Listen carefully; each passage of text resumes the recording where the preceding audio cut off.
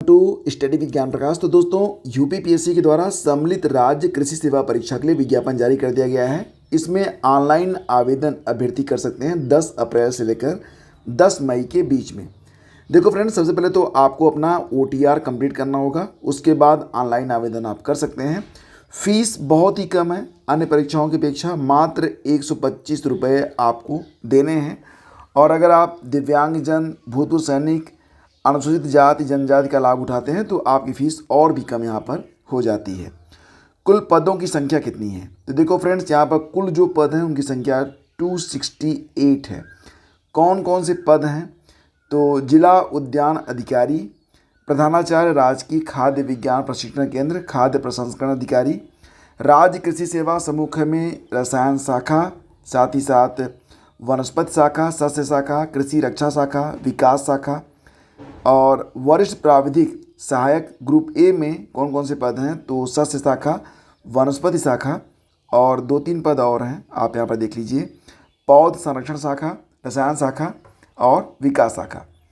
वेतनमान कितना रहेगा? तो बहुत ही शानदार वेतनमान है, 4600 रुपये का ग्रेड पे है। 9300 से 34,800 में 4600 रुपये का ग्रेड पे, यानी कि बहुत ही शानदार सैलरी यहाँ पर आपको मिलने वाली है। यूपी के अगर आप अभ्यर्थी हैं, SC ST OBC हैं, दिव्यांग हैं और अदर कैटेगरीज में आते हैं तो नियमानुसार आपके लिए यहाँ पर जो आरक्षण है वो आपको दिया जाएगा। ठीक है फ्रेंड्स, इसी के साथ बात कर लेते हैं शैक्षिक अर्हता के बारे में। तो जिला उद्यान अधिकारी के लिए अनिवार्य क्या है कि किसी मान्यता प्राप्त विश्वविद्यालय से कृषि विज्ञान या उद्यान विज्ञान में स्नातक, जैसे कि BSc AG या फिर BSc हॉर्टिकल्चर आपके पास होना चाहिए। प्रधानाचार्य बनने के लिए किसी मान्यता प्राप्त विश्वविद्यालय या संस्थान से विज्ञान स्नातक होगा, BSc केमिस्ट्री होना चाहिए।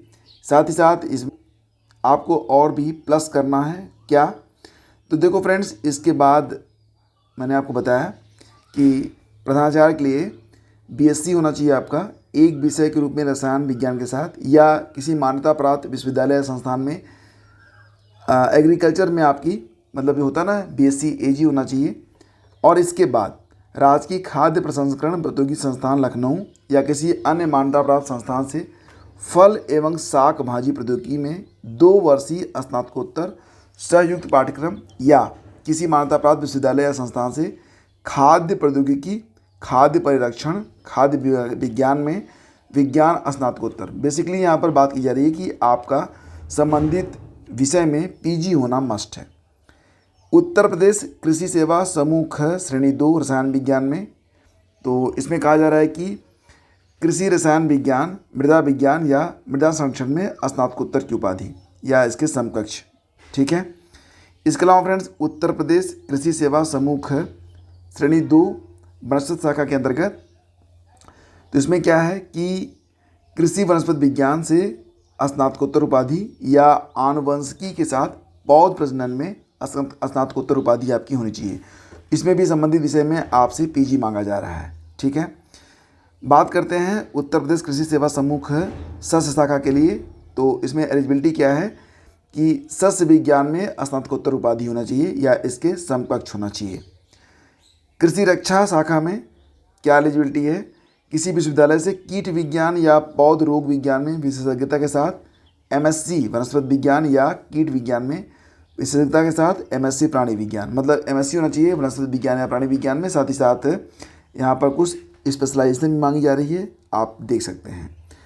और बात करेंगे विकास शाखा के अंतर्गत, तो भारत में विधि द्वारा स्थापित किसी विश्वविद्यालय से कृषि में स्नातक उपाधि, तो अगर किसी में मतलब BSc AG आपके पास है तो आप यहाँ पर आवेदन कर सकते हैं। ठीक है, तो ये हो गया आपका समकक्ष अर्हता भी दी गई है नोटिफिकेशन में, आप चेक कर लीजिएगा। मैं बहुत ही शॉर्ट में सारी जानकारियाँ आपको उपलब्ध करवा रहा हूँ ताकि आप बहुत कम समय में जान सकें कि जो विज्ञापन जारी हुआ है इसमें मुख्य चीज़ें क्या हैं। आयु सीमा के बारे में बात कर लेते हैं फ्रेंड्स। तो आयु सीमा 1 जुलाई 2024 को 21 से 40 साल के बीच में होनी चाहिए। अगर आप OBC में आते हैं तो 21 से 45 साल होना चाहिए।